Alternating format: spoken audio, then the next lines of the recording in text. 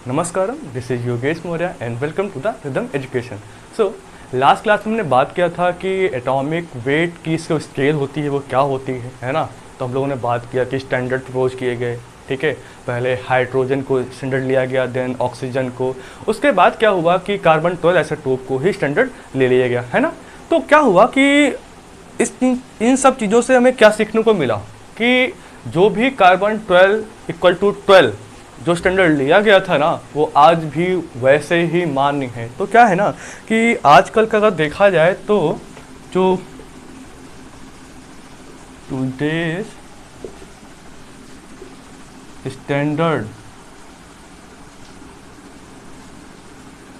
Atomic mass जो है वो क्या है, ठीक है। क्या है देखो बताते हैं। हमने आपको लास्ट टाइम बताया था कि 1/12 और mass of one atom of carbon 12 isotope, ठीक है ना, कार्बन 12 आइसोटोप। भाई क्या है ना कि एक 12 कार्बन वाले आइसोटोप के एक एटम के मास को आप कैलकुलेट कर लें, जो भी आए उसको 1/12 से मल्टीप्लाई कर दें, मतलब इसका 1/12 हिस्सा जो भी आएगा उसी को आज तक का स्टैंडर्ड कंसीडर किया गया। एक बहुत इंटरेस्टिंग बात यह है कि क्योंकि देखा था हमने जब कल बात किया था कि भाई एटॉमिक मास जो होता है हमारा, ठीक है, एटॉमिक मास या एटॉमिक वेट कहते हैं, ये एक प्रकार से क्या था, रिलेटिव, है ना, रिलेटिव मास था या एवरेज रिलेटिव मास। इसको जब कैलकुलेट किया था ना, हम लोगों ने देखा था कि ये एक रेशियो था, है ना। ऊपर भी सपोज ऊपर भी ग्राम था, नीचे भी ग्राम था, तो क्या आएगा भाई, ग्राम ग्राम कट जाएगा, एक आएगा सिंपल। तो जब यूनिट नहीं बचा ना, तो कहीं पर कोई नंबर लिखा हुआ, सपोज 23 लिखा है, तो कैसे जानेंगे कि 23 आया है, कोई अंक नहीं है, कोई नंबर नहीं, बजाय ये कोई किसी एटम का या मॉलिक्यूल का कोई मास है, कैसे पहचानेंगे, ये क्वेश्चन था उस समय, राइट। तो क्या हुआ ना कि देखा जब रिलेटिव मास है ना, यूनिटलेस हो जाएगा। ये क्या है, यूनिटलेस है। जब यूनिट नहीं है तो इसको रिप्रेजेंट किया गया था AMU में, ओके, एटॉमिक मास यूनिट। इतनी बात हम लोगों ने लास्ट लेक्चर में की थी कि एटॉमिक वेट स्केल क्या होती है, ठीक है। और साथ ही साथ बात किया था हमने कि एटॉमिक मास क्या होता है, atomic mass relative atomic mass होता है, कैसे कैलकुलेट करते हैं, उसके कुछ प्रॉब्लम दिए थे, हम लोगों ने की भी थी, बहुत सिंपल था, ठीक है ना, फॉर्मूला बेस्ड था। अच्छा, अब हमारा एक नया टर्म आया था AMU। तो जानना जरूरी है कि आखिर ये AMU क्या होता है, इसकी वैल्यू कितनी होती है, ग्राम में क्या वैल्यू है, या इससे क्या क्या चीज़ें पॉसिबल हो सकती हैं। तो हमें बस यही नोट करना है कि हमें बात करनी है एटॉमिक मास यूनिट की, ओके। तो हेडिंग हमारी क्या रहेगी आज की, हेडिंग हमारी है एटॉमिक मास यूनिट। क्या होता है, शॉर्ट में लिखते हैं AMU, ठीक है ना। ये हमारी मेन हेडिंग है, हमें पढ़ना क्या है, एटॉमिक मास यूनिट। तो बस हमें इतना जानना है कि जो आज का स्टैंडर्ड एटॉमिक मास यूनिट है ना, जो स्टैंडर्ड का मतलब लाइक कोई यूनिट, मात्रक, राइट ना, तो इसी को एक पर्टिकुलर तरीका बना लिया गया कि हमें इसी में व्यक्त करना है, इसी में रिप्रेजेंट करना है, ठीक है ना। यहाँ पर आप यूनिट भी लिख सकते हो समझने के लिए स्टैंडर्ड की जगह पे, ओके, वो हमारी प्रॉब्लम नहीं है। तो भाई क्या है कि जो 1/12 of mass of one atom of carbon 12 isotope होता है, इसी को कहा गया AMU। इसका मतलब ये है कि जो भी कैलकुलेट होगी इसकी वैल्यू आएगी वो AMU के इक्वल होगी, ठीक है। इतनी बात समझ में आई कि इसको हमने ही AMU कह दिया, मतलब ये है कि ये हमने कंसीडर किया है ना। तो भाई जब कंसीडर किया उसके अकॉर्डिंग हम चलते हैं, ठीक है ना। तो क्या इससे पता चला कि इससे क्या पता चला हमें कि एक AMU की जो वैल्यू है क्या होगी, भाई क्या होगी देखते हैं। जो भी वैल्यू आएगी 1/12 of mass of one atom of carbon 12 isotope, मतलब कार्बन 12 आइसोटोप की जो भी वैल्यू आएगी, अगर इसको हम कहीं से पता कर ले, निकाल लें, फिर उसको यहाँ से मल्टीप्लाई कर दें, तो जो भी वैल्यू आएगी वो वैल्यू AMU की वैल्यू होगी। और इत्तेफाक की बात ये है कि AMU की वैल्यू जो है आपके बुकों में मेंशन होती है, अक्सर आप चेक कर सकते हैं किसी भी बुक में 1.6605 10⁻⁻24 ग्राम। मतलब AMU की जो वैल्यू है वो ग्राम में दी होती है। ये न्यूमेरिकल के लिए इम्पॉर्टेंट फॉर्मूला हो सकता है, कभी कभी इसका हेल्प पड़ जाता है आगे मोल कॉन्सेप्ट को यूज करने में, है ना। बट अब क्वेश्चन ये है कि भाई हमने तो डायरेक्टली लिख दिया कि भाई AMU इक्वल टू ये था, ये समझ में आया कि यहाँ कंसिडर किया गया था, ये इसके इक्वल माना गया था, बट ये वैल्यू कहाँ से आई, ये क्वेश्चन है। ओके, क्वेश्चन जायज़ भी है और हमें जानना भी चाहिए कि कहाँ से हुआ। तो क्या होता है ना कि पहले जब बहुत पुरानी साइंस थी, या जब करीबन 200 साल पहले के अप्रॉक्सीमेटली या 150 साल पहले के, इतना साइंस डेवलप नहीं हुआ था। क्या हुआ, आजकल जो है स्पेक्ट्रोमेट्रिक टेक्निक्स हैं, स्पेक्ट्रोस्कोपी हैं, जो अलग अलग किसी भी कंपाउंड के अलग अलग फंक्शन के लिए फंक्शन करती हैं, ठीक है।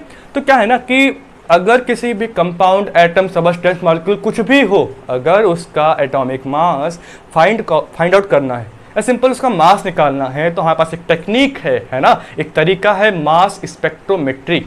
ओके, मास स्पेक्ट्रोमेट्री की हेल्प से हम किसी भी चीज़ का, आपका भी इवन, या किसी भी छोटी चीज़ों का, किसी मॉलिक्यूलर लेवल पर, एटॉमिक लेवल पर, सब एटॉमिक लेवल पर उनके स्ट्रक्चर के जो भी मास हैं, ठीक है, एटॉमिक मास या मॉलिक्यूलर मास, वो हम कैलकुलेट कर सकते हैं in the help of mass spectrometry. तो क्या है ना कि देखा गया कि जो आपका मास स्पेक्ट्रोमेट्री था, मास स्पेक्ट्रोमेट्री में क्या काम किया गया कि जो कार्बन 12 आइसोटोप लिया गया, ठीक है ना, फिर इसका एक्चुअल मास फाउंड आउट किया गया। तो क्या है ना कि मास स्पेक्ट्रोमेट्री की सहायता से किया गया कि हम लिख सकते हैं simple the actual mass of carbon 12 isotope. भाई क्या आया, ये मशीन का काम है, ये हमने कुछ नहीं किया इसमें। तो क्या फाइंड आउट पे मिला कि जब हमने इस पर प्रोसीड किया तो हमें कुछ चीज़ें, डेटा मिला। क्या हुआ, वहाँ से निकाला गया तो जो मास है, मास ऑफ कार्बन 12 आइसोटोप, वो फाइंड आउट होकर निकल गया 1.99, वेट याद कर लूँ मैं, 29×10⁻⁻23 ग्राम ये डेटा आया।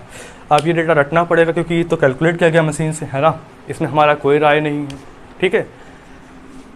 तो ये डेटा आपको मिला, नेट पे सर्च कर सकते हैं, कहीं पर भी आपको ये वैल्यू मिल जाएगी, है ना। ये डिजिट कुछ आगे पीछे हो सकती हैं, मतलब पॉइंट के किसी थर्ड या फोर्थ या फिर सेकंड पे तो नहीं होगा, 1.99 तो है कंफर्म है। तो अब क्या हुआ कि मास ऑफ वन एटम, लिख दिया, कोई दिक्कत नहीं, ओके। कार्बन 12 आइसोटोप के एक एटम का मास स्पेक्ट्रोमेट्री से इतना कैलकुलेट होके आ गया, ठीक है ना। अब इस मास को अगर हम यहाँ पुट कर दें और फिर इससे कैलकुलेट करके क्या हम AMU की वैल्यू नहीं निकाल सकते हैं? तो चलो ये करते हैं, ठीक है। तो क्या किया हमने, अब क्या किया, यहाँ से देखो, एक AMU कितना आया 1/12 एंड इसको यहाँ पुट कर दो, कितना आया 1.9926 10⁻⁻23 ग्राम। भाई इसको आप कैलकुलेट कर लेना, कैलकुलेट करने के बाद जो डेटा आपको मिलेगा वो डेटा सीधे इसके इक्वल होगा। तो सीधे हम लिखे दे रहे हैं क्योंकि ये कैलकुलेशन मैथ नहीं सिखानी हमें, आपको करके देखिए इतना ही आएगा क्योंकि हम बहुत बार कर चुके हैं इसको, ठीक है। तो 1.66054 10⁻⁻24 ग्राम आ गया एक AMU की वैल्यू। इसका मतलब क्या हुआ कि जो वैल्यू एक AMU की यहाँ पर दी हुई है, आपके NCERT में दी हुई, हायर स्टडी के हायर लेवल की बुकें उनमें दिया हुआ, तो ये कोई हवा में नहीं है कि किसी को सपने आ गए कि भाई प्रपोज कर दिया कितना है, ऐसा तो नहीं पॉसिबल है ना। कहीं ना कहीं कुछ ना कुछ बैकग्राउंड होगा। तो बैकग्राउंड ये है कि मास स्पेक्ट्रोमेट्री की हेल्प से हम यहाँ से ये डेटा फाइंड आउट करते हैं, फिर कैलकुलेट करते हैं, देन AMU की वैल्यू जो है आप निकाल लेते हो ग्राम में। एक कमाल की बात ये है कि यहाँ पर AMU का जो डेटा है वो दिया गया है किसमें, ग्राम में। तो इसी जो डेटा है ना, ये क्या बोलते हैं, ये डेटा इतना, इस डेटा को क्या बोलते हैं, एएमयू की वैल्यू ग्राम में है तो इसको लिए इसको बोलते हैं ग्राम इक्विवेलेंट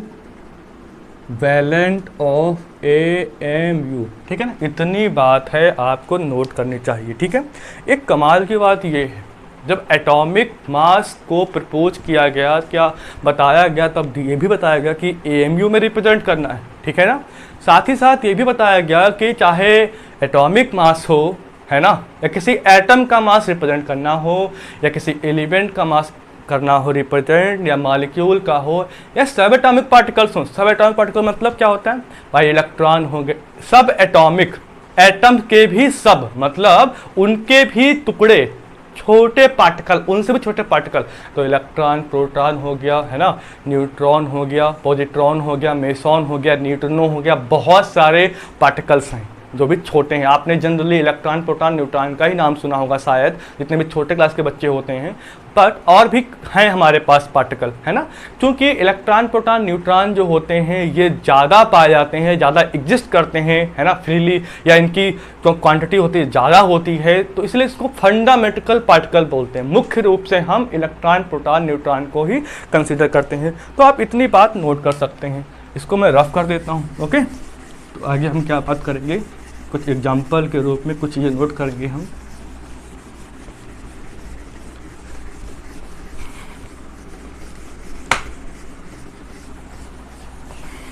ओके, तो एक नोट डालते हैं हम लोग।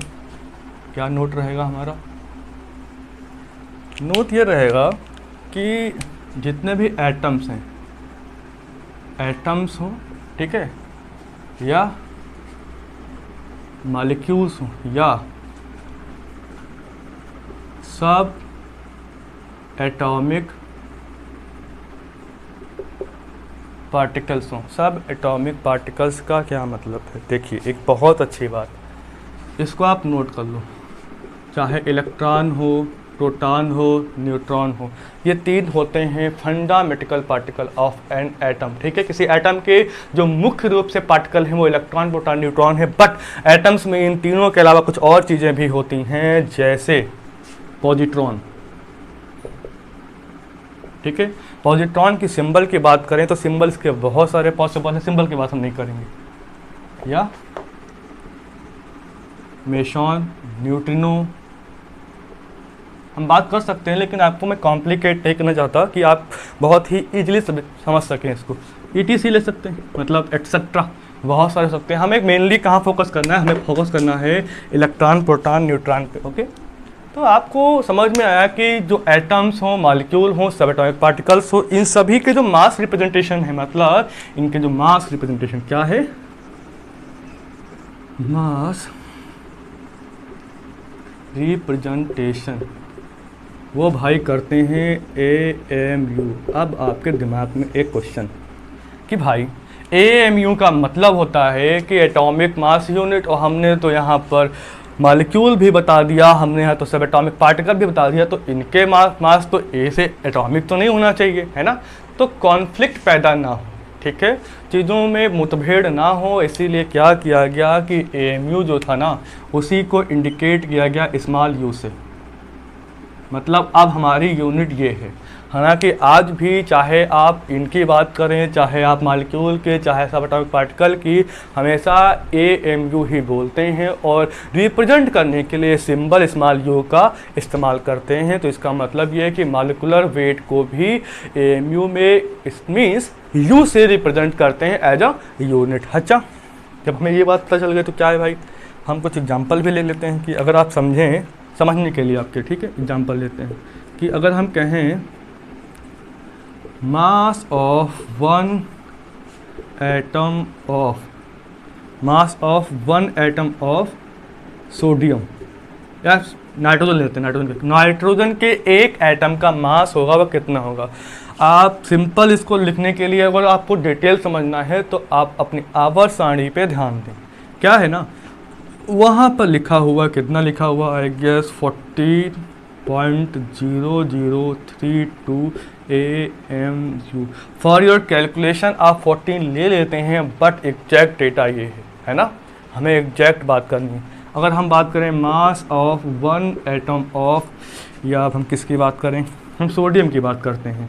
सोडियम का होता है 23 नहीं होते तो अप्रॉक्स होते हैं 22.289 AMU। शायद डेटा हमारा ऊपर नीचे फ्लक्चुएट कर सकता है, वो आप मैच कर लें, ठीक है। ये इतना आप काम कर सकते हैं। हमें कुछ इसमें सिखाना नहीं था इस पॉइंट में खासकर, तो हम तो डेटा बस ऐसे ही याद किया हुआ लिख रहे हैं, तो कुछ चीज़ें ऊपर नीचे पॉसिबल हो सकती हैं। अगर आपको ऐसे ही हाइड्रोजन का निकालना हो, ठीक है, तो इसका क्या होता है 1.00 आई गेस 8 AMU, है ना। ऐसे ही आपको अगर क्लोरीन का निकालना हो, एक क्लोरीन के एटम का, है ना, तो क्लोरीन का क्या होता है, आप लेते हो 35.453। ऐसे अगर हम बात करें, अच्छा ये तो हो गए हमारे एटम्स के, तो एटम्स के अभी हम बात करते हैं इलेक्ट्रॉन के, ओके। जैसे मास ऑफ वन इलेक्ट्रॉन, ये तो आपने रट रखा है बचपन से ही, हालांकि 9th स्टैंडर्ड से, कि क्या होता है किलोग्राम को भाई आप AMU में कन्वर्ट कर सकते हो। AMU से आया था ग्राम एंड किलोग्राम, बट हम यहाँ पर डेटा एक इलेक्ट्रॉन का जो हम AMU में लिखने वाले हैं, तो क्या होता है एक वेट 0.00546 AMU। ऐसा ही अगर हम एक प्रोटॉन का ले लें, है ना, मास ऑफ एक प्रोटॉन, सिंपल, तो क्या आएगा भाई इसका 1.00728 AMU। अगर हम न्यूट्रॉन का लगभग एक पास रहता है प्रोटॉन के ही, इलेक्ट्रॉन का बहुत कम होता है, इसलिए करते हैं निगलेक्ट इसको जनरली। 1.00899 AMU। अच्छा ये डेटा है, इसे आप याद कर सकते हो, लेकिन इतनी कोई खास ज़रूरत नहीं होती है। जनरली क्या होता है ना, कोई भी एग्जाम में अगर न्यूमेरिकल्स आते हैं तो डेटा मेंशन होता है। बहुत ही जो छोटे मालिक्यूल्स होते हैं, या सिंपल कह सकते हैं छोटे एटम्स होते हैं, उनका एटॉमिक मास तैयार नहीं होता है। बट जितने भी बड़े मालिक्यूल्स, वो ऐसा दिमाग में रख के चलते हैं कि भाई इसको याद करना थोड़ा सा मुश्किल होगा, क्योंकि उनका पर्पज़ ये नहीं होता कि आप कितना याद कर सकते हैं ना, उनका पर्पज़ होता है कि आप इस टॉपिक को, इस कॉन्सेप्ट को समझते हैं कि नहीं। तो उनका टारगेट क्या है, समझना, ना कि आपको रटी हुई चीज़ें याद रखना, ठीक है। तब तक आप नोट करें, थोड़ा पानी पी लेते हैं, ठीक है।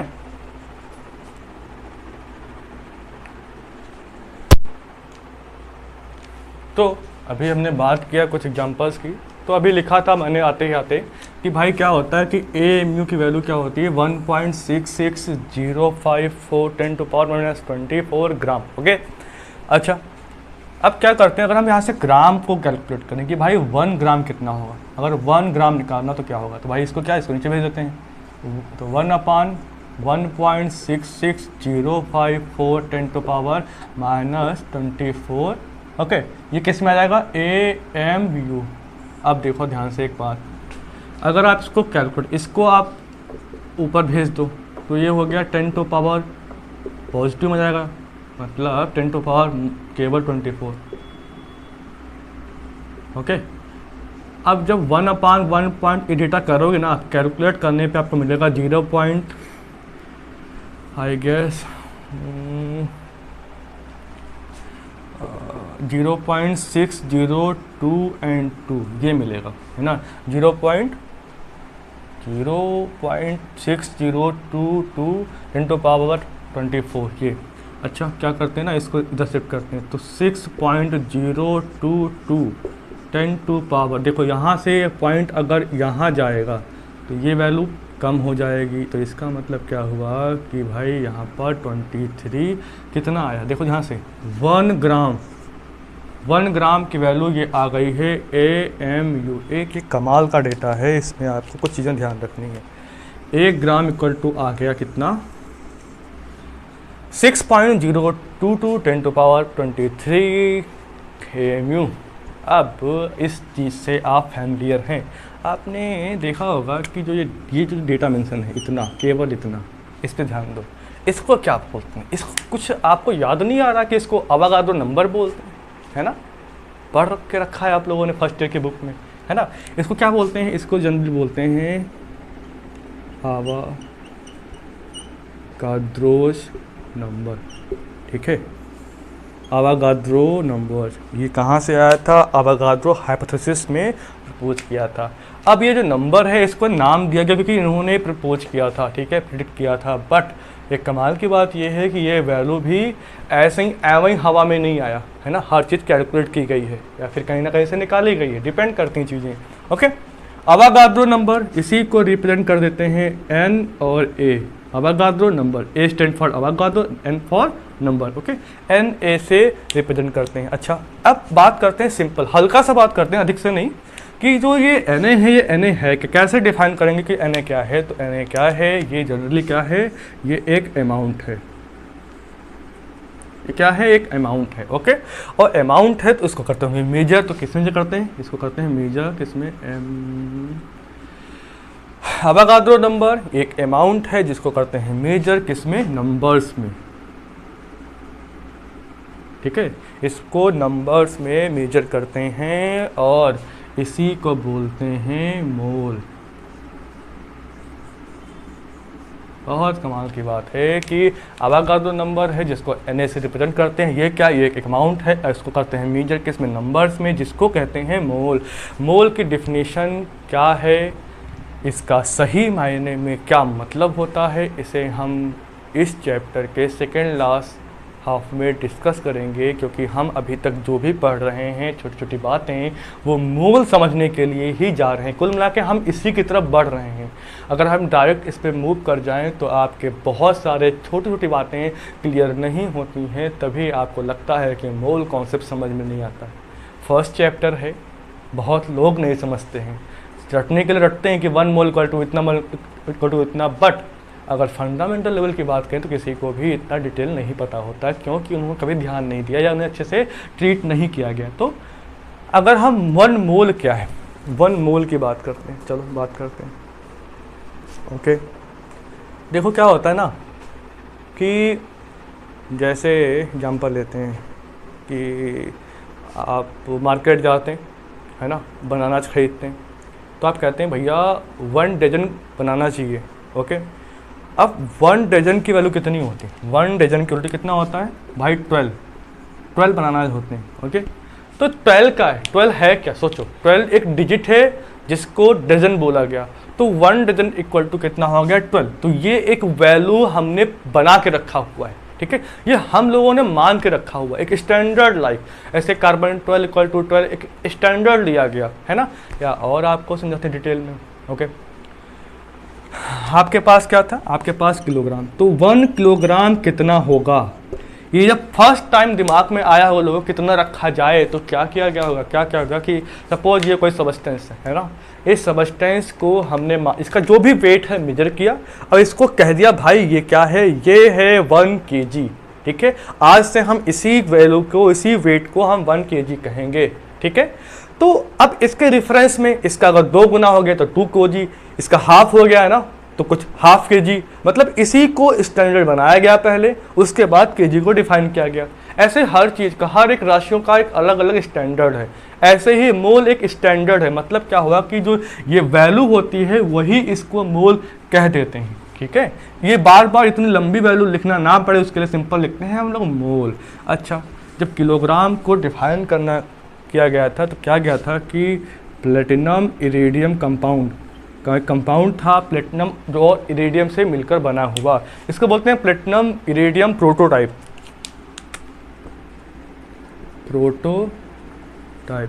प्लेटिनम इरिडियम प्रोटोटाइप होता है। इसके वेट, ये जो सबस्टेंस होता है ना, कंपाउंड होता है ना, इसी को वेट को मेजर किया गया उस कंपाउंड को, और उसको 1 kg 1 किलोग्राम कहा गया। अब एक इंटरेस्टिंग बात यह है कि आखिर प्लेटिनम इरिडियम ही क्यों लिया गया, तो उसका रीज़न ये है कि देखो भाई, सपोज आप कोई अदर मेटल ले लेते हैं, अदर मेटल का प्रॉब्लम ये होता है कि अगर समय के साथ, सपोज आज kg हमने इस वैल्यू को 1 kg कहा, कुछ समय बाद अगर इसकी वैल्यू में कुछ इंक्रीमेंट या डिक्रीमेंट हुआ तब प्रॉब्लम होगा। मतलब ये जो भी सबस्टेंस होगा वो रिएक्ट कर गया बाहर की मॉइस्चर से या एयर से, या खुद में ही कुछ नया बना दिया उसने केमिकल कंपोजिशन के अकॉर्डिंग, तो इसकी वैल्यू या तो इंक्रीज होगी या तो डिक्रीज होगी। तो ऐसा नहीं चाहिए। एक स्टैंडर्ड का मतलब होता है कि जो आज वैल्यू है वो 1000 साल बाद भी वैसे ही रहे, है ना, वरना मतलब क्या रहेगा स्टैंडर्ड बनाने का। तो क्या हुआ ना कि प्लेटिनम और इरिडियम के कंपाउंड ऐसे होते हैं जो बहुत ज़्यादा अनरिएक्टिव होते हैं, रिएक्ट ही नहीं करते हैं। इसलिए देखा होगा कि प्लेटिनम गोल्ड से भी आपका कॉस्टली है, पता है आपको। तो प्लेटिनम बहुत ही अनरिएक्टिव मेटल है, इसको ECS में इलेक्ट्रोकेमिकल सीरीज में भी सबसे नीचे रखा गया है मेटल्स में। तो सोचो कि इसकी क्या वैल्यू है। खैर हम बात करते हैं वापस अपने टॉपिक पे। तो यहाँ से मोल का अगर हम बहुत ही कम डेटा ले लें तो 1 मोल क्या है? 1 मोल एक मात्रा है, एक इंटिटी है। समझना अगर हम आपसे ये बात कहें कि अगर हम सिंपल लिखते हैं कि 1 मोल इंटिटी इक्वल टू क्या होगा, तो भाई कुछ नहीं, 1 मोल की जगह पे आपको डेटा रखना है। ये क्या है? 6.022 10⁻23। अब ये किस में था? ध्यान से देखो, 1 मोल इंटिटी इक्वल टू इतना था, तो मोल की जगह पे हमने ये रखा हुआ है। इंटिटी का मतलब ये हो गया इंटिटी। तो ऐसे हम कह दें कि भाई 1 मोल पार्टिकल अगर है कोई, है ना, तब 6.022 10⁻23 क्या होंगे? उसमें पार्टिकल होंगे। अगर हम कह दें कि भाई 1 मोल आपके पास एटम है, अब क्या वैल्यू होगी? तो फिर सेम वैल्यू और यहाँ पर लिख देंगे आप एटम। ऐसे ही अगर हम मॉलिक्यूल कह दें कि भाई 1 मोल मॉलिक्यूल है आपके पास, समझना इस चीज़ को, तो यहाँ मॉलिक्यूल, इसका मतलब क्या है भाई कि हमें ध्यान रखना कि 1 मोल कुछ और नहीं है, जो आपको समझना है बहुत ज़्यादा कॉम्प्लिकेट। 1 मोल की वैल्यू इतनी है। इस डेटा से बचने के लिए हमने 1 मोल अपनी सुविधा के लिए प्रपोज किया गया। तो फाइनली आपने यहाँ पर, हालांकि मोल को हम डिस्कस करेंगे बहुत ही डिटेल में, हमारा मेन फोकस इस चैप्टर में मोल कॉन्सेप्ट ही है, ठीक है। जिसे आने वाले शायद 2 लेक्चर के बाद हम स्टार्ट कर देंगे, 1 लेक्चर के बाद, ओके। तो यहाँ पर आपने क्या सीखा? आपने एटॉमिक मास निकालना सीखा, ठीक है, कि कैसे निकालते हैं in the form of relative atomic mass के। उसके बाद एटॉमिक मास यूनिट के बारे में जाना हमने, ठीक है। वहाँ ये भी सीखा कि एटॉमिक मास जो होता है या फिर मॉलिक्यूलर मास होता है या किसी भी सब एटॉमिक पार्टिकल होते हैं उनके मासेस जो होते हैं उनको भी हम AMU में रिप्रेजेंट करते हैं। तो अब हम बात करते हैं कि भाई मॉलिक्यूलर मास क्या होता है।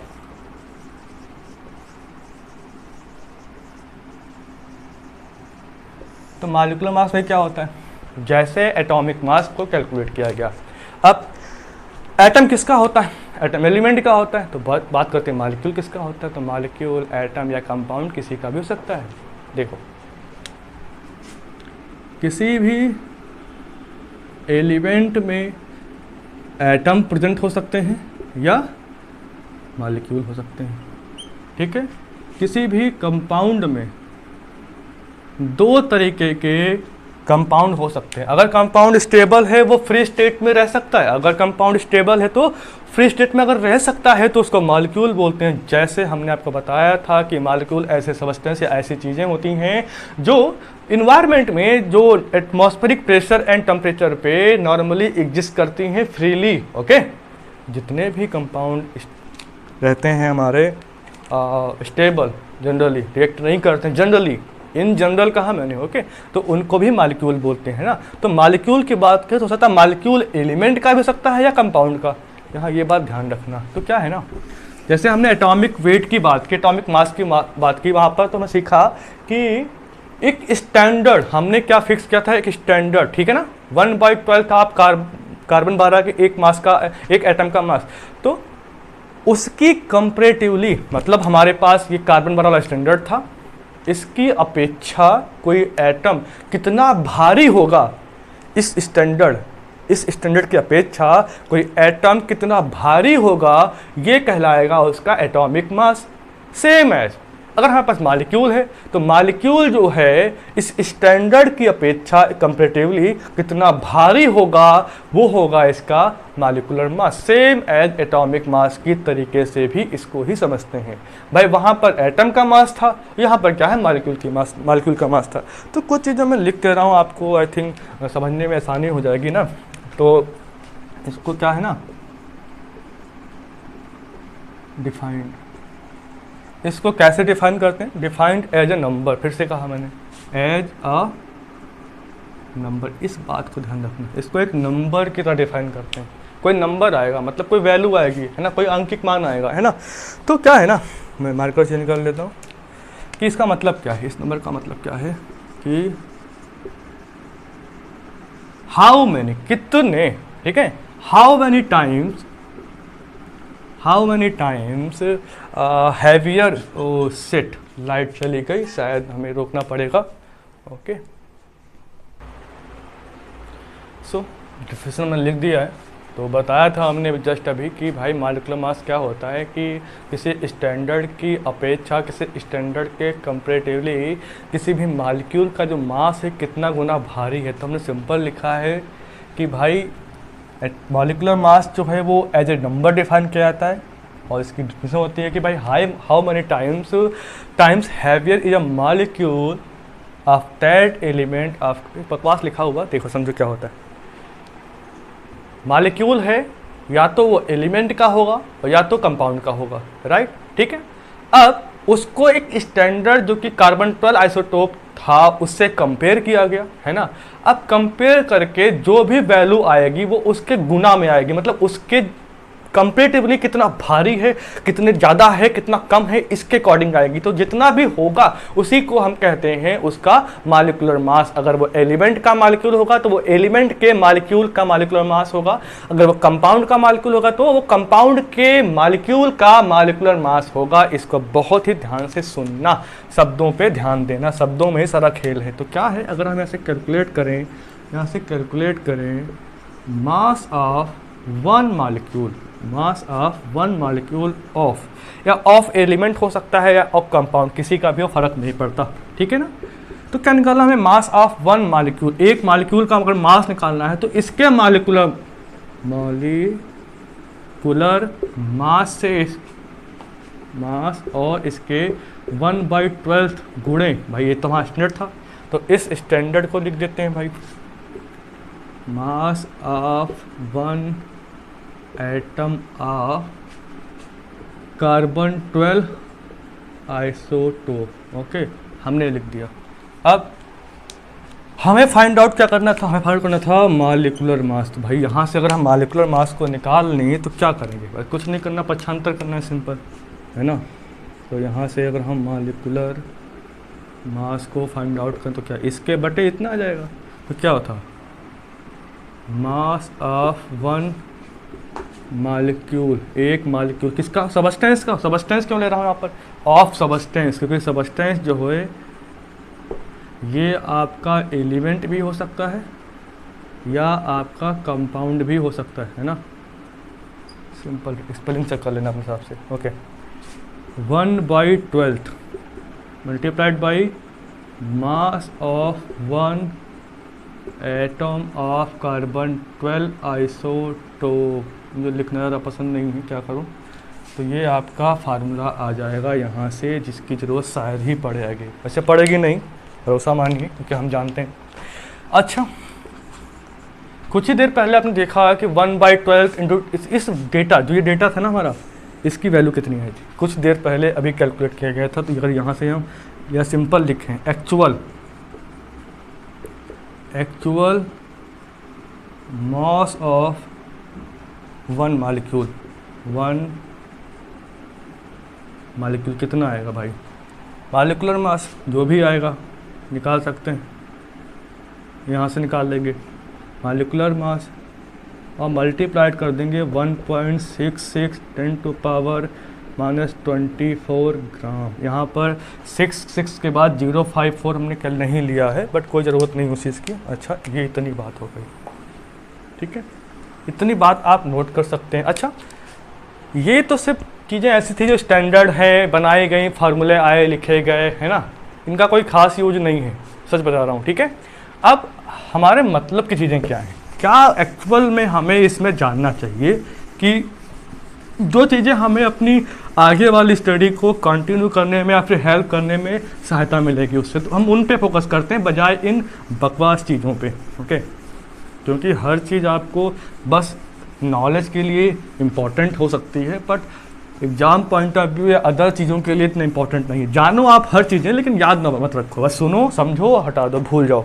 ओके, तो अगर हम बात करें मॉलिक्यूलर मास की, तो मॉलिक्यूलर मास के बारे में एक खास बात, जो मॉलिक्यूलर मास जो होता है वो एक एडिटिव प्रॉपर्टी है। एडिटिव प्रॉपर्टी, भाई अब एडिटिव प्रॉपर्टी क्या होती है, ये क्वेश्चन है। चलो चाहे आप जहाँ पर भी बैठे हैं इस समय, अगर आप सपोज एक रूम के अंदर बैठे हुए हैं ना, रूम को अपने ध्यान से देखो, ठीक है, जैसे हम भी देख रहे हैं अपने रूम को अच्छे से। ओके, सपोज करो कि हमारे पास ये रूम था, इसको मैं एक स्क्वायर के फॉर्म में बना रहा हूँ क्योंकि आपकी सुविधा के लिए। ओके, ये हमारे पास हमारा रूम है, चलो इसको हम ऐसे समझ लेते हैं क्यूब के फॉर्म में, ठीक है। अब क्या किया हमने, जो आपका रूम है ना, इस रूम को दो पार्ट में डिवाइड कर दिया, इक्वल हो ना हो फर्क नहीं पड़ता। हमने क्या किया ना कि हमने इनको डिवाइड किया, हमने जो है भाई बीच से कट कर दिया, कर दिया। अच्छा, अपने रूम को बांट दिया हमने। ओके, मान लिया कि इस आधे हाफ का जो ना, मान लिया इसका जो वॉल्यूम है V1 है, वॉल्यूम निकाल सकते हो ना भाई, उसकी लेंथ होगी, हाइट होगा, विड्थ होगा, लंबाई गुणे चौड़ाई गुणे ऊंचाई, राइट। इसका क्या होगा, इस वाले आधे पोर्शन का, इसका V2 होगा। क्लियर। अगर आप इक्वल पार्ट में डिवाइड करते हैं तो भाई V1 V2 बराबर होगा, फर्क नहीं पड़ता। मतलब हमने क्या किया भाई, बंटवारा कर दिया, दोनों आपके एक रूम को दो पार्ट में डिवाइड किया, इसका वॉल्यूम V1, इसका वॉल्यूम V2, एक का V2 होगा, है ना। अच्छा, V1 अलग है मान लो, V2 अलग है, इसका आयतन अलग है, इसका आयतन अलग है, ठीक है। सपोज करो जो आपने बैरियर डाला था बीच में, डिवाइड किया था ना, आपने एक दीवार खड़ी की थी, उस दीवार को हटा दिया जाए, तब क्या होगा।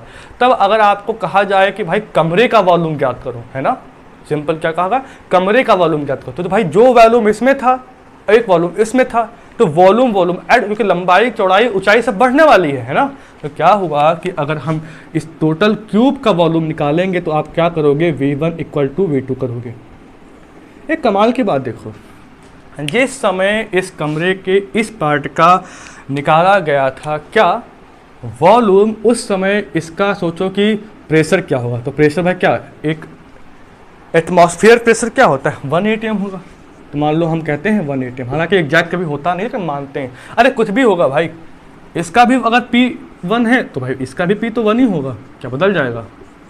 टेम्परेचर की बात करते हैं, इसका टेम्परेचर ले लो भाई, मान लिया 25 है, तो भाई यहाँ पर भी तो वही होगा।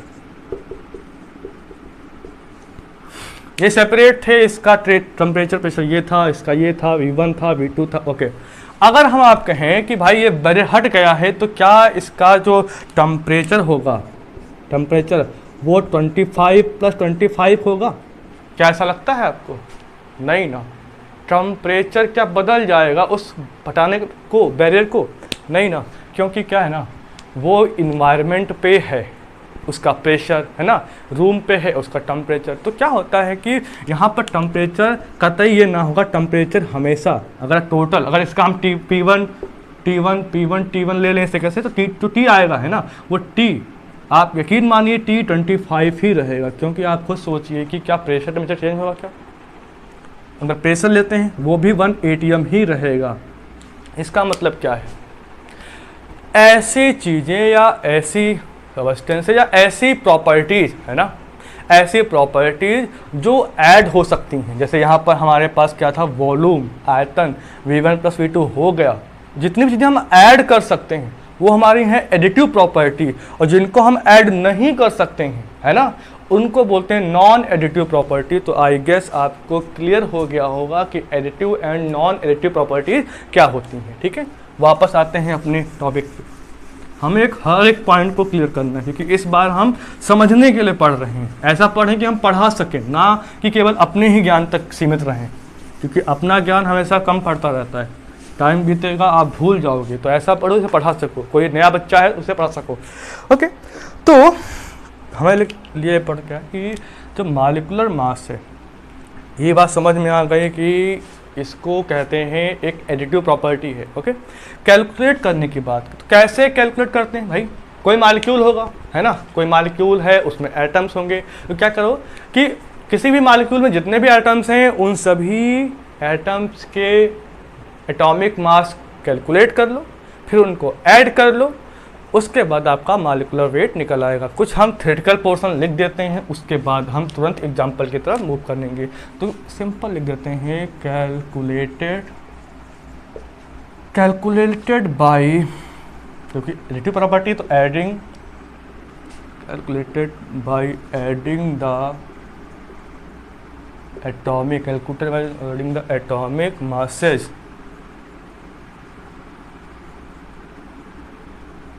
भाई किसी भी एटम के एटॉमिक मास को ऐड करके कहाँ प्रेजेंट थे भाई? In a one molecule, in a one molecule. इस बात का ध्यान रखना कि एक एटम ये एक मॉलिक्यूल में निकालते हैं। ऐसा नहीं कि अगर मॉलिक्यूल दो तो दोनों का कैलकुलेट करोगे, आप किसी एक मॉलिक्यूल का ही मॉलिक्यूलर मास कंसीडर करोगे, ठीक है ना। क्या किसी एक मॉलिक्यूल में जितने भी एटम्स होते हैं उनके एटॉमिक मास को हम अगर ऐड कर दें तो आपका निकल आता है मॉलिक्यूलर मास। अब चूंकि मॉलिक्यूलर मास क्या था, मॉलिक्यूलर मास जो हमारा था वो रेशियो था। क्या था? मॉलिक्यूलर मास एक रेशियो था। अगर रेशियो है तो उसका मतलब क्या? ग्राम बटे ग्राम, मतलब इसकी क्या कोई भी यूनिट नहीं होगी, नो यूनिट। इसीलिए आपको मैंने बताया था कुछ देर पहले कि इसको भी एक्सप्रेस्ड कर सकते हैं, एक्सप्रेस्ड इसमें इसको एक्सप्रेस करते हैं इन ए एम यू, मतलब स्मॉल यू। ये सब हमारे लिए बकवास चीज़ें थी, आपने समझ लिया। हमें मॉलिक्यूलर मास में सीखना क्या है कि भाई मॉलिक्यूलर मास किसी स्टैंडर्ड की अपेक्षा किसी मॉलिक्यूल का मास कितने गुना भारी है ना, ये होता है मॉलिक्यूलर मास। ये इसकी सिंपल डिफिनेशन हो गया। फिर हमें जानना है कि इसको कैलकुलेट कैसे कहते हैं, या ये क्वेश्चन पूछा सकता है कि वे एडिटिव प्रॉपर्टी है कि नॉन एडिटिव प्रॉपर्टी। इस पर अक्सर एक क्वेश्चन आता है, ठीक है। हर एक छोटी बात से क्वेश्चन निकलता है ना। एमयू एंड ग्राम में क्या रिलेशन था कि 1.66 × 10⁻24 ग्राम आया था। ये रिलेशन आ चुका है कई बार। तो कुछ छोटी चीज़ें हैं जिन्हें आपको याद रखना है, कुछ भी हवा मत लेना। तो अब हम कुछ प्रॉब्लम करते हैं, ठीक है। यहाँ तो थ्योरेटिकली समझ लिया कि भाई एटॉमिक मासेस जो होंगे उनको उनको ऐड करना है। तो भाई कैलकुलेट करते हैं, बहुत सिंपल से स्टार्ट करते हैं। हालांकि जितने भी हायर क्लास के बच्चे हैं उनको पता है कि कैसे करते हैं calculate, okay. But lower class के बच्चे हैं शायद उनको अच्छे से नहीं पता होगा। हम इस लेक्चर को ऐसे शूट कर रहे हैं, ऐसे बना रहे हैं कि चाहे बच्चा छोटा हो या बड़ा हो, चाहे कोई अध्यापक ही क्यों ना हो, अगर उसका भी कोई डाउट है तो उसको क्लियर कर लिया जाए, ओके। तो अगर हम बात करें बहुत छोटे मॉलिक्यूल से, क्या है हमारे पास CH4, नंबर 1 पे क्या है CH4। तो अपन ने क्या बोला कि इसकी बात करते हैं। तो इसमें एटम देखो, कार्बन एटम है, हाइड्रोजन एटम है। तो कार्बन के कितने मॉलिक्यूल हैं, कितने एटम है, सॉरी कार्बन। तो हम अगर इसका निकालें, इसका मॉलिक्यूलर मास है ना,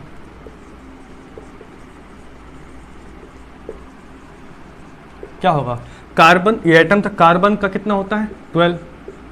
तो एक कार्बन कितना है, या सिंपल हम बहुत बच्चों के साथ लिखें 1 × 12, ठीक है ना।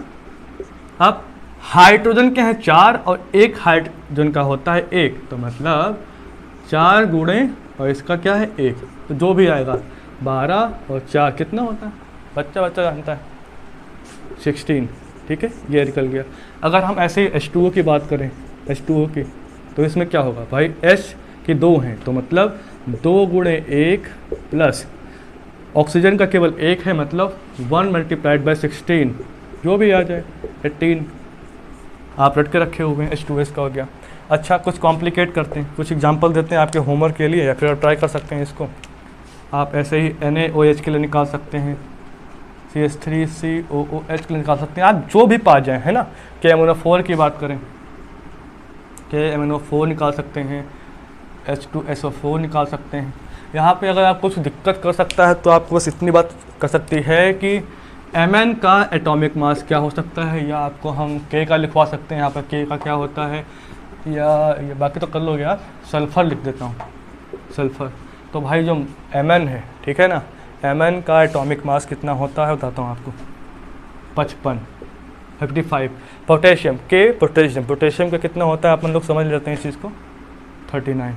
और सल्फ़र आपको पता ही है ना, फिर भी मैं लिखे दे रहा हूँ 32। ये डेटा आपको बस दे दिया गया। अक्सर क्या होता है एग्जाम में, ऐसे एटम्स जो भारी हैं या हैवियर एटम्स हैं उनके एटॉमिक मास दिए होते हैं, ठीक है ना। अच्छा, एक क्वेश्चन हमारा आपसे है कि अगर हम ऑक्जेलिक एसिड की बात करें,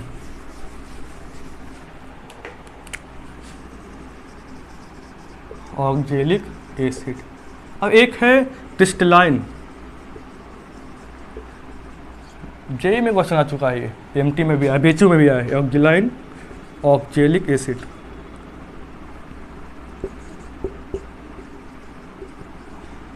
केवल लिखा हो ऑक्जेलिक एसिड तो इसका फार्मूला होता है COOH। अगर कहीं पे लिखा हो क्रिस्टलाइन ऑक्जेलिक एसिड तो आपको ध्यान रखना कि ऑक्जेलिक एसिड जब क्रिस्टल फॉर्म करता है तो 2 हाइड्रोजन के मॉलिक्यूल बाइंड होते हैं, तो इसका मतलब ये है COOH 0.2H2O। फार्मूला क्योंकि नहीं दिया था क्वेश्चन में, सिंपल लिखा था ऑक्जेलिक एसिड का एटॉमिक मास कितना होगा, 4 ऑप्शन दिए है। तो क्या है भाई, कैलकुलेट कर लेते हैं अपन लोग, इसका निकालते हैं। कार्बन के 2 हैं, 12 2 टाइम्स 12 है, तो 12 दूनी 24 हो गया आपका 24, फिर प्लस ऑक्सीजन कितना हो गया 1 2 3 4, तो एक ऑक्सीजन का होता है 16, तो 4 कितना हो गया 64 हुआ। 2 हाइड्रोजन है, कितना हुआ 2, कैलकुलेट करो, 4 4 8 2 10 0, मतलब 90 आएगा, 6 2 8 1 9, ठीक है 90 हो गया। यहाँ बात करो तो इतने का तो भाई 90 तो हो ही गया है ना, इसका निकाल लेते हैं।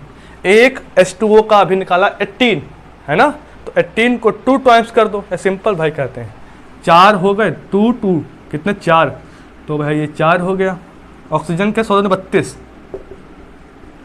और 18 में 36 होता है, टोटल करोगे तो आएगा 126। तो आज के लेक्चर में हमने क्या सीखा कि भाई मॉलिक्यूलर मास क्या होता है, कैसे कैलकुलेट करते हैं। ओके, साथ ही साथ हमने सीखा कि जो एटॉमिक मास यूनिट है ना उसकी ग्राम में क्या वैल्यू है ना, वहाँ से कैसे आया अवागाड्रो नंबर, है ना। अभी हम अगले लेक्चर में बात करेंगे कि अवागाड्रो की हाइपोथेसिस क्या थी, उसके क्या कुछ एप्लीकेशंस थे यूजफुल, क्या नहीं थे, उसके बारे में बात करेंगे। ओके, तो आज के लिए इतना ही, थैंक यू, बाय।